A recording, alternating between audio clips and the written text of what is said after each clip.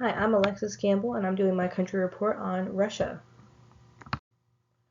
For a brief preview, we will be going through the location, the brief history of Russia, the educational systems for elementary and secondary education, teacher education, and how Russia is alike and different from the United States.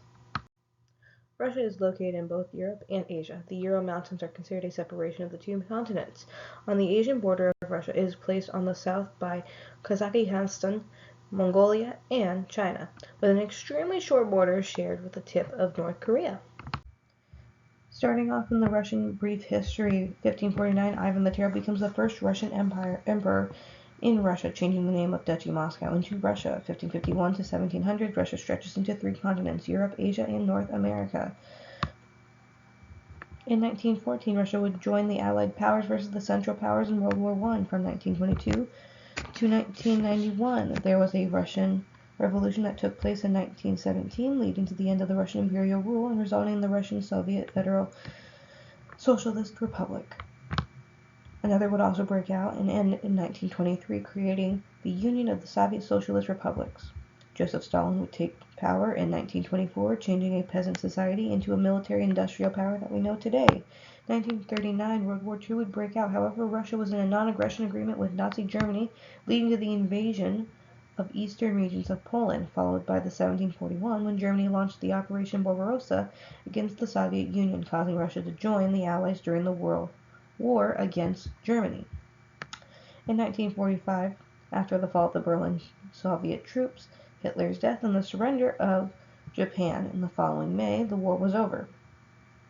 Stalin dies in 1953 and ruled by Nikita Khrushchev, leading to the Russian and American Cold War that we know as the first man-made satellite being sent into space, as well as the first man being sent into space. In 1991, Russia becomes fully independent, as well as seen as a recognized successor state. In 1991, Boris Yeltsin would be elected the first president of Russia, following by Vladimir Putin in 2000, and re-elected in 2012, and still serving since 2014, as well as the Ukraine Revolution that would take place that same year, then leading to a full-scale invasion in the February of 2022, and since April 2022, the Council of Europe and United Nations Human Rights has been suspended since April 2022. The educational systems for elementary and secondary education in Russia. Most countries, it might be a little different. In America specifically, we typically start school in kindergarten, which is usually 5 years old. However, in Russia, we begin at first grade to fourth grade. This is ages 6 to 10. Middle school takes place between 5th grade to 9th grade, which is the ages of 10 to 15. The secondary education, which is their high school years, would be in 10th grade to 11th grade, between the ages of 15 to 17. After that, they go straight into trades or educational colleges.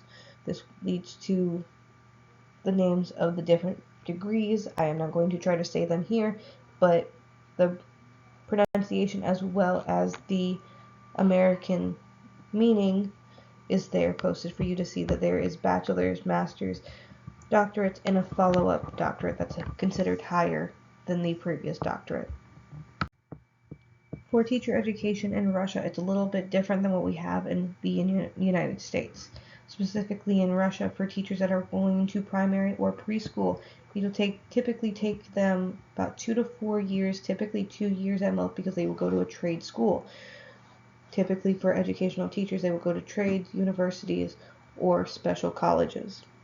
For teachers that want to teach in secondary education, middle school, high school, or college levels, they will go to a 5-year training of a university or at the same level institute that will take 5 years, so that they can result in getting their bachelor's, and anything higher will result in needing to get your doctorate. So Russia and America actually have very similar teachings. So of course we all have the same 4 educational courses: reading, writing, science, and history, as well as the similar concerns regarding funding, lessening respect for teachers, pay, curriculum, and presenting materials. The way they are different varies in between. Specifically, when it comes to instruction, we are typically looking at a memorization versus creative problem solving. In Russia, it is a memorization of what comes after each step. You have to know exactly what the answer is, what comes first, what comes second, what comes third.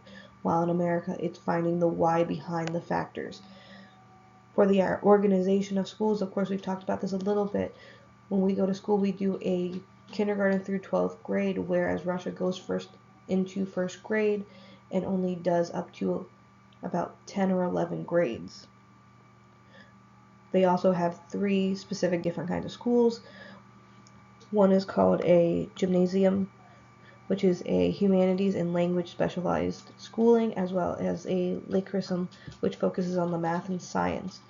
And then they just have basic school that we are usually accustomed to over here. The expectations in America are very different as well. Typically, their administration still takes care of at least one class. However, in America, that is not something that we see. We typically see administration not involved in the classroom at all, which is very baffling to many of them, as well as the fact that when it comes to the standards of the educational classroom, it is different. If a teacher is out, typically another teacher who has a free period would take over that class, or administration, or they would have assignments set up for the students to do without any supervision, whereas in America we have substitutes that are expected to pop in or stay for the entire day, where Russia does not. These are my references to the presentation I have presented to you today. I hope you enjoyed. I enjoyed telling you the story of Russia. Thank you.